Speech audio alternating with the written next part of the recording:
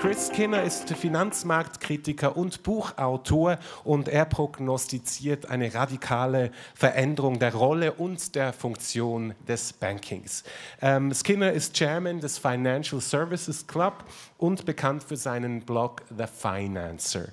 Er liefert uns jetzt Einsichten über die künftige Entwicklung im Kampf um das Banking und legt dar, welche Herausforderungen noch anstehen. Konkret sagt er uns, welche 5 Dinge wir wissen sollten, bevor wir mit einer digitalen Bank starten. I was telling the audience that you were complaining that we are a little bit late, right? It's okay. So, er vergibt uns und begrüßen Sie mit einem großen Applaus Chris Skinner. Thank you, Mark. Hi.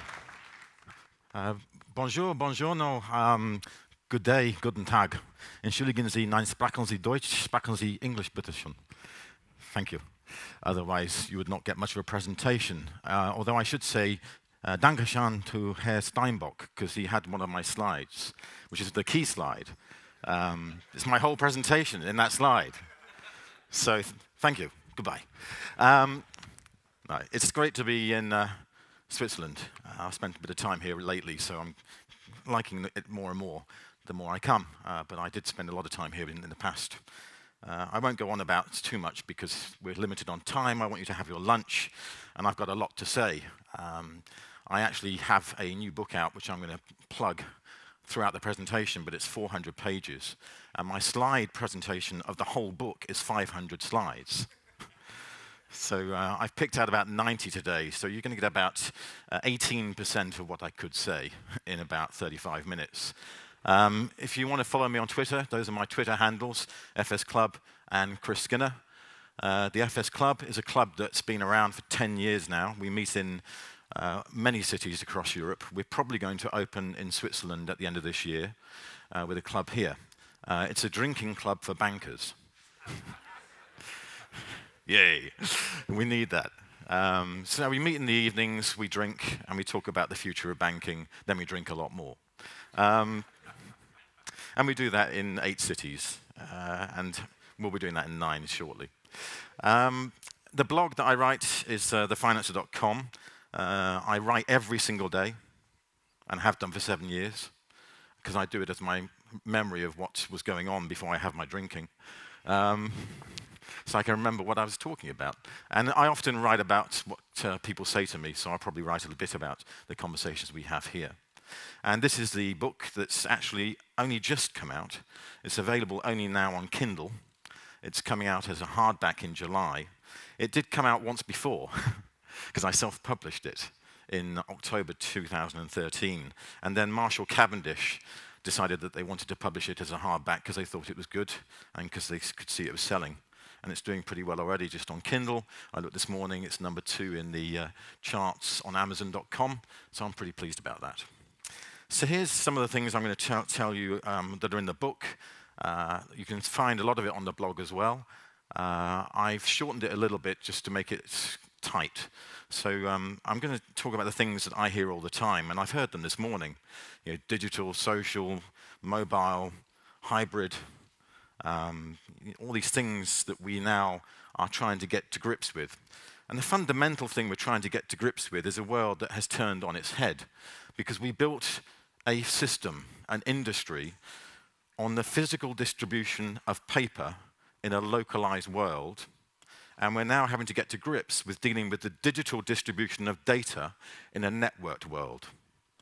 And that is the radical fundamental difference. It's a chasm that we're trying to leap. And we try to evolve through that chasm, and it's the wrong thing to do because it doesn't work. You cannot take a physical distribution of paper in a local world into a digital distribution of data in a network world using the same foundations. You need to rebuild the foundations. And just to illustrate that, I'll talk through these first 4 things. Relationships. Relationships we believe are face-to-face. Customers don't trust you unless they meet the wealth manager at the desk or go into the branch and can eyeball the money. Wrong. Relationships are screen to screen. That's where we are now. We might meet the first time physically, and then we relate to each other after that digitally. Many of my friends I've never met. I just know them through Twitter, or Facebook, or LinkedIn, or Instagram. It's a very different world, very different relationships that are screen to screen, not face to face. And when they're screen to screen, we're going to interact with that relationship far more frequently than we ever did before. Maybe 20 times a month with a bank, maybe 20 times a day, compared to twice a year in a physical context, just because we have to pay in a check or something like that. That doesn't work. But having said that, customers want the option. Customers want that flexibility of having that eyeballing, because they like to see the money, they like to see the human, they like to see the whites of your eyes. So we have to keep that physical infrastructure. That will not go away. We will continue to have desk heads in wealth management and branches and people going to offices meeting each other. That will not go away. But now we're digitizing that human relationship, and we're keeping that relationship alive and interacting all the time. The real impact that has is that the customer interactions are far more frequent. This is from ABN AMRO, with the line that you see in green, light green, going up, showing that the mobile interactions have now overtaken the internet-based interactions. Customers are interacting with the bank all the time, compared to with the human, which is this little blocks here, that's the call centers. Compared to with the branch, who wants a branch? No one. They're all disappearing. We've seen thousands of branches closing in Europe just in the last 4 years. There's a study that came out on Reuters last year that shows something like 20% of Europe's branches have closed since this crisis hit, most of them in Spain, Germany, Italy. In the UK, we had 17,000 branches in 1990. We now have less than 7,000. That's not going to change. It's going to continue to rationalize, consolidate, and think about the branch infrastructure being a distribution on the digital infrastructure, rather than the digital infrastructure being distribution on the branch. That's the difference. So if 95% of your customer relationship is remote, or more than 95%, how do you make that work? How do you make it really rock and roll? That's the big challenge. So some relationships are face-to-face, but the real rock and roll, the secret sauce, is in the social space. So when I hear an awful lot of senior executives in banks say social media, well, it's marketing. We need a Twitter landing area for the marketing PR people to talk to people. We need a Facebook page to make us look good. Yeah, wrong. Because I'm in this place. I've moved my desk into a virtually networked, globalized world. I'm communicating with 7 billion people, potentially. Because 7 billion people have access to technology. Almost the whole planet now can text message using telephones. And a lot more of the planet can actually do more than just text message. They can do everything on the net, all of this. Let's take a couple of people who are quite well known. Her Majesty, the Queen, and the Pope. The Pope's more popular than the Queen. Got 4 million followers near enough. She's only got 1 million. He follows 8 people, she follows no one.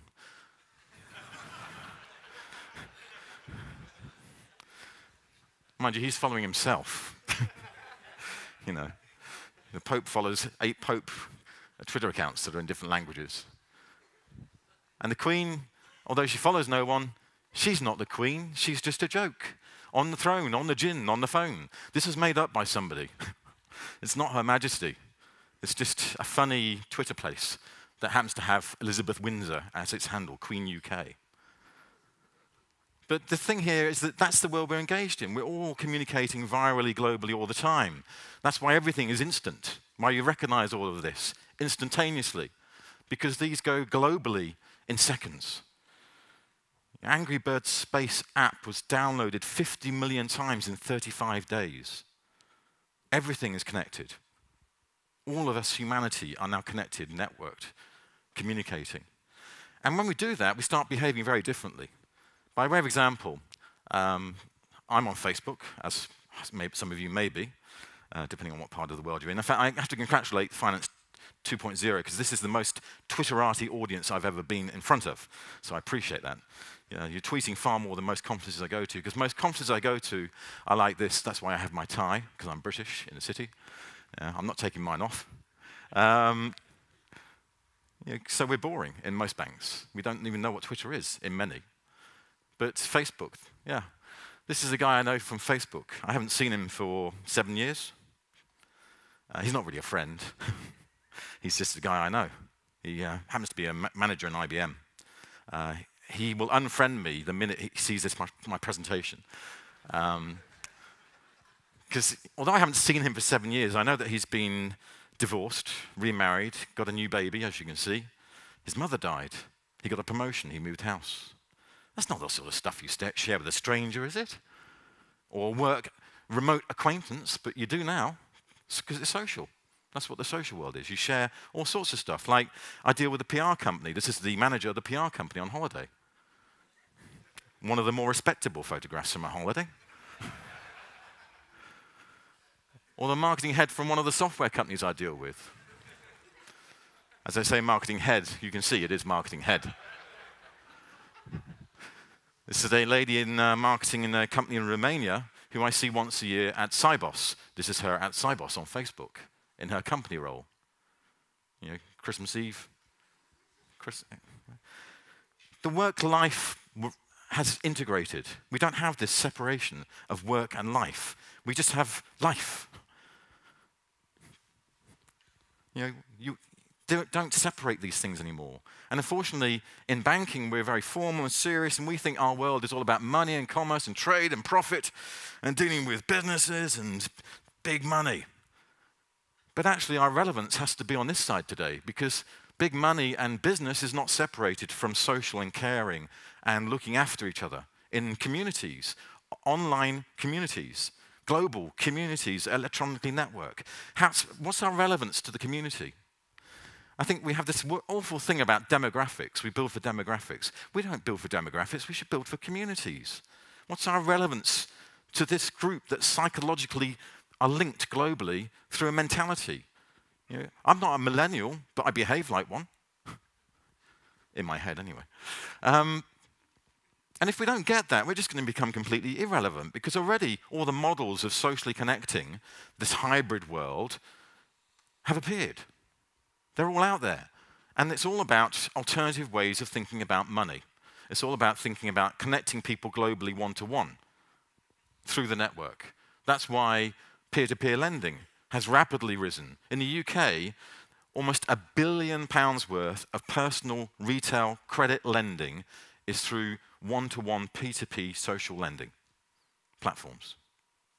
And it's gone through the roof mainly because we got this perfect storm of the bank system failing just as the new disruptive electronic models of social finance appeared. So all the money in the banking system disappeared in Q4 2008 for some reason, you may be familiar with. And just as that was happening, all these new guys like Zopa, Smava, Prosper were appearing. And then they got into other places like businesses. So these guys run a business that makes bespoke bottles of gin. That's the reason why I know about them, because I like my gin and tonic. And what's interesting about this company is that they got into a squeeze. They needed a new gin still to create more gin.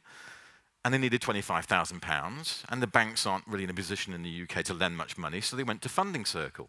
And within 6 weeks, they got their new gin still. They got the £25,000 they needed from 248 people.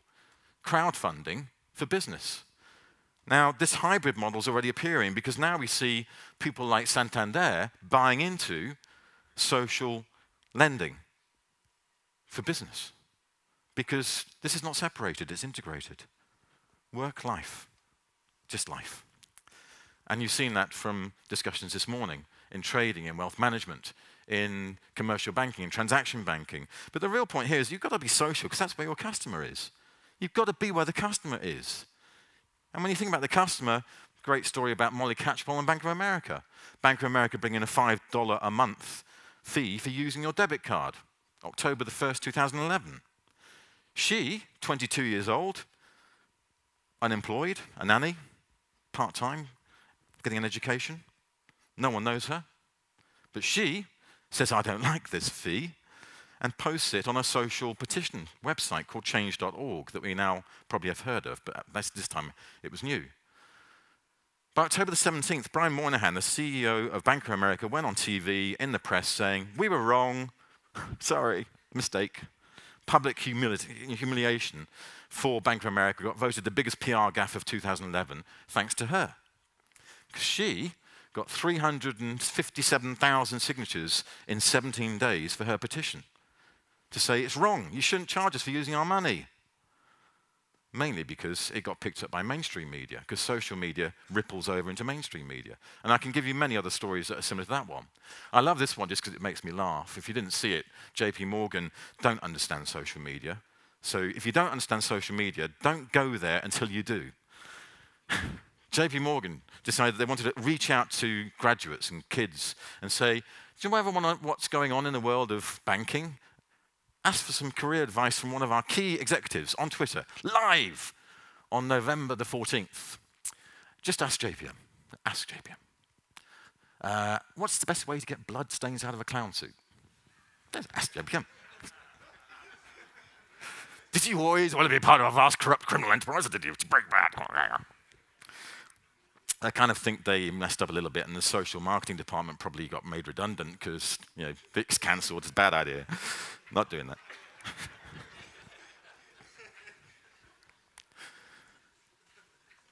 Social's where your customers at. If you want to hear what the customer's thinking, just track it. It's raw. It's live. You can track it. This is as the LIBOR scandal broke in Barclays in the UK.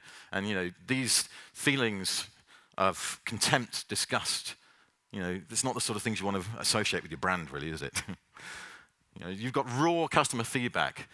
And because you've got that, if you treat it right, then you can turn it around into something amazing and pure and beautiful. That's what ICICI Bank have done in India. They launched Facebook banking in April 2012.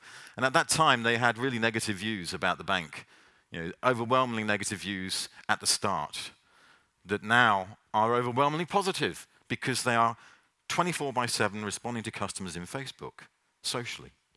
Every thought, sharing, thought, need is responded to by their team, as well as doing full-service Facebook banking within an app. April 2013, the total positive view here is 46%, negative is 6%. Massive turnaround. Engaging the customer where the customer is, rather than being remote and just thinking it's just hype. It's not hype. It's fundamental.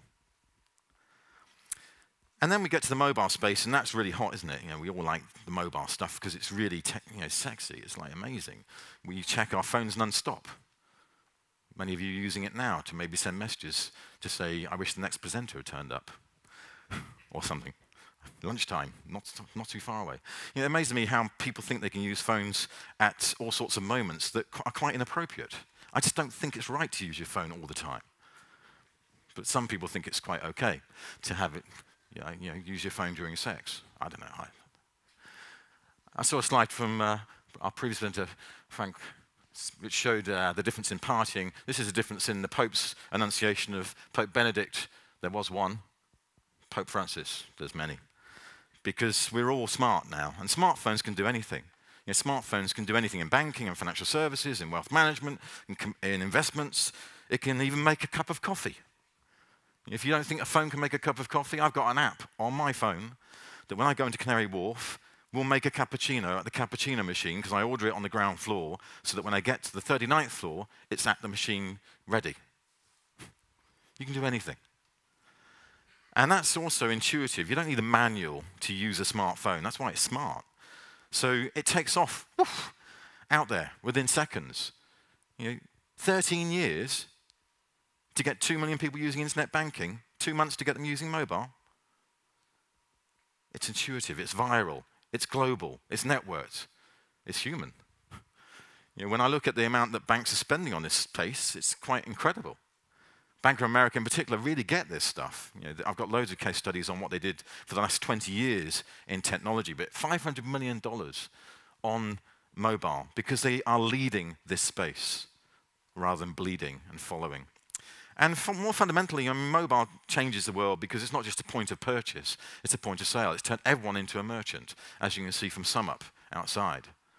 SumUp, in fact, maybe got their idea from someone else, but having said that, they're doing a nice job, as is iZettle and many others out there. Just putting a dongle in a phone, take a payment. And once again, the disruption is being created not just by the disruptors, but by the banking system that's investing in the disruptors. Because the banks know that they are going to be eaten alive, so they have to fund the disruption. Sberbank has put 100 million euros into a venture capital fund for new startups in fintech, because they want to be part of that space. That's the key. And just as we think that that's the key, it's wrong, because mobile's completely boring. I've gone past that one. We're wearing it. I don't need a mobile device. I just want to have a cool gadget. You know, a cyborg glove, a Velcro strap for my wrist, a wearable contactless payment suit, which if you think is a joke, there is one out there. You can buy a suit with the payment system built into the sleeve. Whatever. Everything's connected. I just bought a new TV. I don't need a provider of films and entertainment. I just get it on demand. It's on the net. Everything is on the net. Everything is on the net. And now what we need to therefore think about is how do we augment the service to our customer? How do we be relevant to the customer at their point of existence, their point of life? What that really means is that this lady's walking down a street. She's quarter of a mile from Bloomingdale's. Just thinking, what's that? About 300 meters from Bloomingdale's, if you get it right in Europe. This is American. She sees a trench coat. It's $279. Can I afford it? What does it look like on me? Is it worth it? Do I like it? Do I want to go into Bloomingdale's and actually try it on? Or should I just and get it delivered to home tomorrow morning? By an Amazon drone or something. Yeah, that's the world we're living in. Everything's got to be relevant at our point of existence, not before or after. You know, Bank of America have invested in a thing called Cardlytics, where as their customers go online, they get their statements, and they get coupons for the places they shop the most. It's driven by a thing called Cardlytics. So you can get $20 coupon for Target off a USB terabyte drive the next time you go into Target store, because you go there quite often. But that's not that dynamic, because I'll forget about that. So I'm walking down the street, and on my phone, you're 100 meters from Target. Do you remember we offered you $20 off a USB terabyte drive? Just walk in now, $20. That's the relevance, knowing where I am, what I need, and that the customer's given me permission to make that contact, because the customer has to have given us permission. And the most fundamental thing here is that we invented money because the exchange of value had broken down. When we started farming and we became civilized, and we had an agricultural revolution, we had an abundance of wheat and maize and goods, and farmers started to kill each other, because if you didn't have enough, you couldn't barter. So the priests invented money, so they could buy stuff off the farmers as an exchange of value and keep everyone civilized. 5,000 years ago, money was invented because barter broke down. That was the first revolution, the agricultural. Then, 300 years ago, we got the Industrial Revolution. And money was in the form of gold and silver. It's very heavy to carry around, so we changed it into paper, notes and checks, because it's much easier to do continental and global trade using paper. But it had to be trusted, so we had central banks created, so we could trust that paper. Then we created plastic, because people moved out of factories and into offices. And when you moved into offices, you'd end up entertaining a customer, and it takes a long time to write a check, so just use a card. Diners Club invented as a cardboard payment system, then plastic more recently.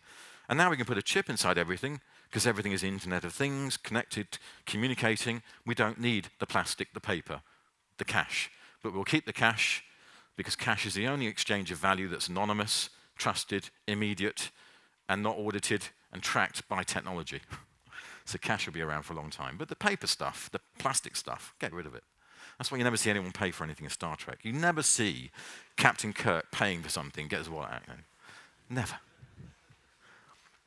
So it's connectivity that's the really hot space. It's not the mobile devices. It's chips communicating between walls, floors, shoes, handbags, ceilings, everything.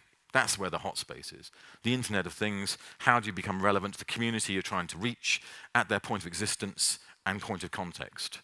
And so the final thing that comes into this is that we grew up in a world where money made the world go around. And what we now know is that that's also wrong, because it's actually pornography, games, and gambling that makes the world go around. It's nothing to do with money. We don't think about getting up saying, I want to go and pay to have a game. We just go and want to play. We want the game.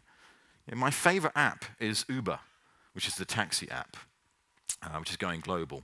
Mainly because when I'm trying to get from my hotel to the Aura conference suite, I'm not thinking about, I need to get from hotel to Aura conference suite, so I really want a taxi and I really want to pay for it. You know, I'm thinking I just need to get here. So it's the destination that's key for me. So Uber has realized that the friction is getting the taxi and paying for it. So it's taken away that headache, because you preload your card and the taxis geolocate you, as well as geolocate the free taxi that says, yeah, I'll pick Chris up, away you go. So there's no friction anymore. It's wonderful. It takes away the pain of life, finding things, paying for things. You just get them, consume, enjoy. You know, Cityville grew to 100 million users in 43 days. That's phenomenal in itself. You know, but of those 100 million people, about 5% didn't have enough friends to build cities. So they started buying virtual cities with virtual currency backed by real money. So money's become data, because it's the getting the game and enjoying it that's the key here. The virtual currency, the payment, all that stuff becomes just data. And you don't care about that piece except that it comes out of an account somewhere at some point. And just to show that games, gambling, and pornography drive the world, in 2002, when the virtual currency QQ was created in China, mainly because kids in China couldn't download games and ringtones, this was a virtual currency just created so that kids could go into a newsagent, give them 100 yuan, and get a username and password with 100 coins. And that's basically what QQ is, a virtual currency created for the internet. And in 2005, it was a $500 million economy, and it started to grow very rapidly because no one had cards, no one could pay for things. And as soon as they realized this currency is really working, pornographic websites and chat rooms and gambling websites appeared in China. They were banned. And the government said, we don't like this, you shouldn't have this. You must shut this down. This currency is not good. Well, what happened is in 2006, the currency had tripled to $1.5 billion as a result of the government's action. Now the government regulates this currency with Tencent, the internet provider, to make sure it works effectively. But the core of what we're talking about is that money is just data. Data is driving our life. An exchange and managing as an exchange of value, the way in which we think about the world. Money is just data. That's why people want to rob your websites and your systems, not your branches. Because if you rob a branch, you might get 50,000 euros. You rob a system, you get 500 million. Much better. The average bank gets 1.3 million cyber attacks a year, of which 82 are mission critical. They bring down the bank. How do you work out what the 82 are? Just use real-time tracking. Just know all the touches on your system in real time, across the globe, across all your systems. Again, it's the reason why you have to digitally disrupt. You've got to recreate your own systems to be able to deal with that threat. Otherwise, you use old stuff, it's just going to creak and break down. That's the reason why Bitcoin's been created. You know, I love Bitcoin, because we have a virtual currency created as a global exchange with no bank system in between, no charges in between. That's why the WikiLeaks generation loved the Wikicoin. We've created an exchange that's completely new and different and disruptive. And then we go, you know what, Chris? It's just collapsed because the MT Gox went down, all the money disappeared. You know, no. What happened is a virtual currency is being created that then was being virtually traded on virtual exchanges that were commercial. So one of the virtual exchanges disappeared because they were stupid, along with a few others. But the actual Bitcoin idea is still as fundamentally right as it was before and after Bitcoin. That's MT Gox mean. It's not the problem, because so many people are trying to create a Bitcoin ecosystem. Richard Branson will accept payment for going on Virgin Galactica, the space flight, in Bitcoins. He's just invested $30 million in a Bitcoin company. Do you think he's stupid? He's doing that because he knows that this is an infrastructure that's growing. I'm getting more and more websites where I can pay in Bitcoin or PayPal or Visa, MasterCard. In case you wonder what that is, it's my phone to say, you're going to have to shut up in a minute, Chris. I always do that just to give me a reminder about my last 5 minutes. So this is my last 5 minutes. You know, data makes the world go round. That's what Bitcoin's all about. The wonderful idea. Money without government is going to be regulated. It will have government. Bitcoin will be regulated. So banks should be banking Bitcoins, and some banks do. So what does this really mean for banks? Well, for me, banks have to start looking for the value in the data. If everything is about data making the world go around, banks have to make data that's valuable banked. And what's valuable is some of this big data that's out there, 2.5 exabytes a day, what the hell is that? I'm British, I've already mentioned the Queen, so I have to mention William Shakespeare. And William Shakespeare wrote 37 plays, 154 works in his life in total. That's about 5 megabytes. So actually, in a big data context, we are creating 500 billion works of Shakespeare every day, if you want to know how much big data is. Of course, most of that is complete rubbish, because it's not really that important. It's Snapchat. It's sharing something for a few seconds with a friend that's then deleted. So that's not worthwhile. It's not worth keeping. Worthwhile is stuff like text messages. I'm on my way home. I might be late. That's worthwhile. But you don't need to keep it forever. It's just of interest at that moment. It's transient. Something that's really important but also transient is breaking news. So the Associated Press is one of the key breaking news Twitter areas on the web, AP. And this news came out end of last year, 2 explosions in the White House, Barack Obama's injured. The S&P 500, the Dow Jones, went down rapidly. Billions of dollars wiped off stock prices because this was horrendous news, but it was completely made up. In 10 minutes, the value lost on exchanges was around $5 billion, but this was just a hack into their Twitter account, and the Associated Press then announced, we haven't broken this news, it's not real, but it had a big impact. So it's really important, but it's not important long term, it's important in real time. Securing my data is important to me, like contracts, like things that I have, my usernames and passwords even, my access to my value, which is in a value that could be money, in my bank account, or World of Warcraft gold in my World of Warcraft account, or Bitcoins in my Bitcoin account. Or what happens when you disappear from this earth? How many of you share your username and passwords of all your investments with your partner? Yay! What is your username and password? I want a death book. I want someone I trust to give all my usernames, passwords, and investment portfolio to. I would give them to my lawyer or my accountant, but I don't trust them. Maybe I should. I need someone I can trust to leave this with. So that on the moment that I disappear, it's all released into my executive will. If you don't do that, then someone's going to do it. That's why we worry about these guys, because they really get that stuff. Do I trust them with it? I'm not sure. So in conclusion, and these are the core lessons, I guess, is what should banks be doing right now? And I'm not going to spend a long time on this because it's short time left. But my cheesy line for the day is digital is a journey, not a destination. I have to have an Americanism in there somewhere.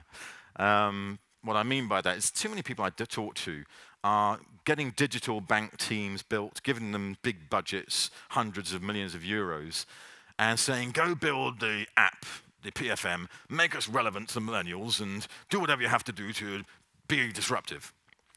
And as a result, they get this wonderful thing built that can last for years and looks great, but it's completely irrelevant the moment it's built, because it's just built, and then it rots and disappears, or ends up being around for millions of years, hopefully. I'd rather say it's a journey. We're continually stretching ourselves. We build to get to the moon, and then we say, hey, that was fun, but you know what? We've got to move on. Let's go to Mars. Let's go to Saturn. Let's go to Jupiter. Let's keep building, using the new technologies to get bigger and better and faster and more relevant. I actually worked for the technology company that built the Apollo series of moonshots. And when Apollo 11 landed on the moon, it had about the technology today that was in your phone 10 years ago. The phone you have today has far more technology than the Apollo moonshot. Think about it. That's how to be relevant. And as we get into that digital relationship, we've got to be really relevant, so we've got to be human. Humanize the relationship in the remote contact. What I mean by that is you've got people, process, technology, you've got channels, products, customers. How do you make yourself really good and relevant to those customers?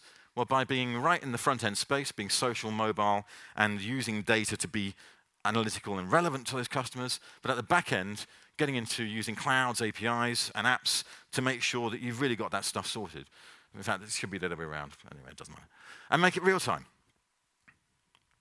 I know most of you know cloud because it's all around us in this room, but mainframe through the internet, it's controlled and secure. APIs, plug-and-play software, you can plug and play anywhere. Wonderful stuff. Again, I think you're reasonably technical, so you probably know that stuff. So the slide that Mr. Steinbach used was this one.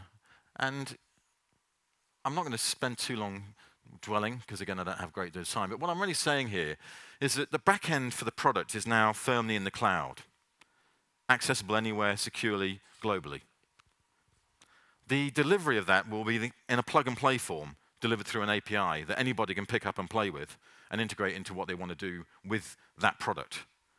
That's how the process is then delivered into the front-end app, which is what the customer sees, and the app is what the customer wants to play with. And it's all real time. Now, banks really need to cannibalize themselves to make themselves leverage that space. So cannibalizing the bank means a little bit like the analogy of the car industry. The car industry used to make everything. Mercedes, BMW used to manufacture all the components of the car. They used to have them all then put into a production line where they would be built, and then they would deliver them into the end dealership where they would be serviced and managed.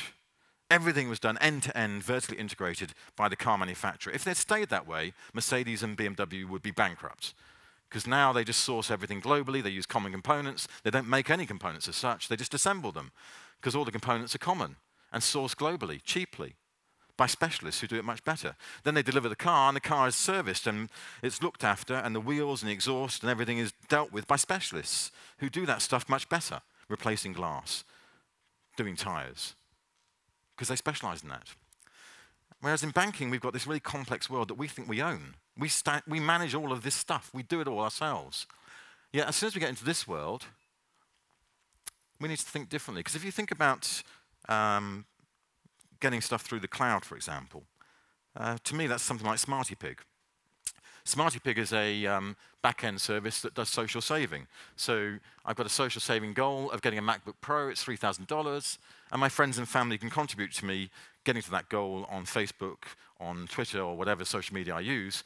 And they offer that as their own service, or they offer it as a white label that can be plugged in anywhere else. So the product, savings, is now iWish in ICICI Bank. They've just used the cloud-based service to offer a new product to their customers in Facebook through social saving. And from an API context, this is PayPal.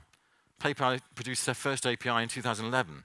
They got a bit of a hike in revenues and volumes, and their costs started to go down.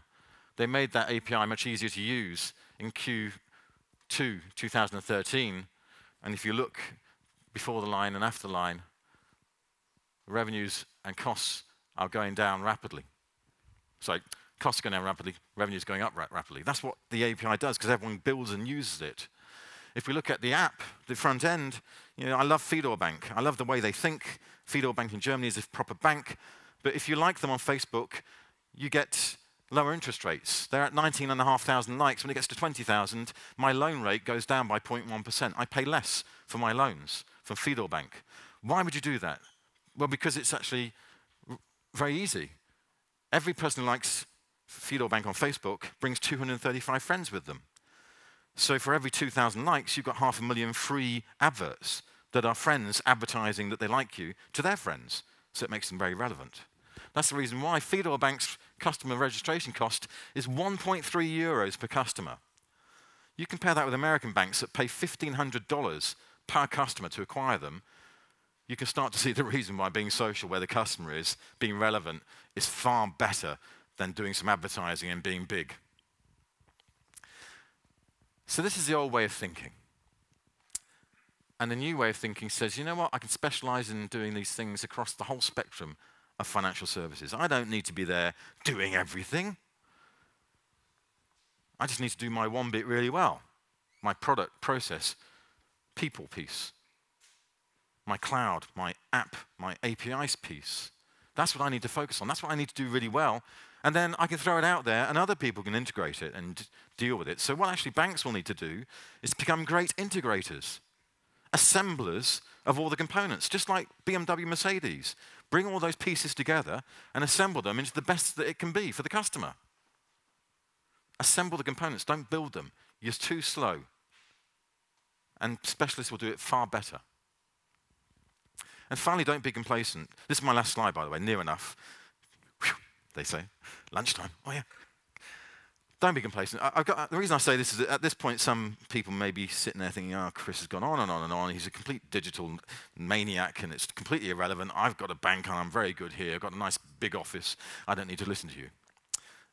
Well, if you're thinking that, okay, my last point will leave you hopefully changing your mind, not about me, but about this, which is 10,000 millennial customers in America were interviewed by a research company just recently.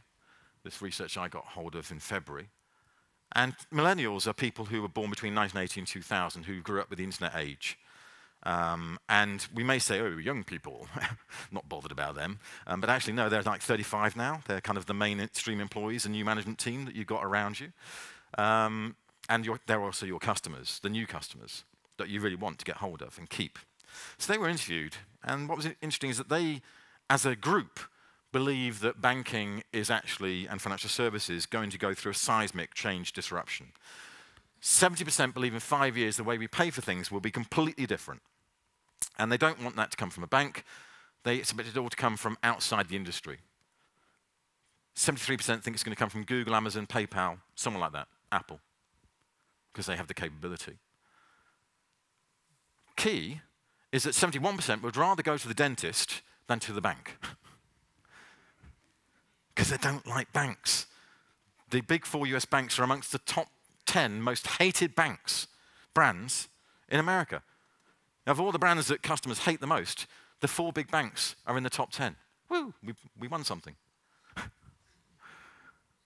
So don't be complacent, because your customers don't like you in some markets. And to make them like you, you've got to be loved in the space where they're at, which is the social space. That's why I said all that stuff. That's why I said all that stuff. And hopefully you got some ideas out of what I said. And if you didn't, go and read the book. Thank you.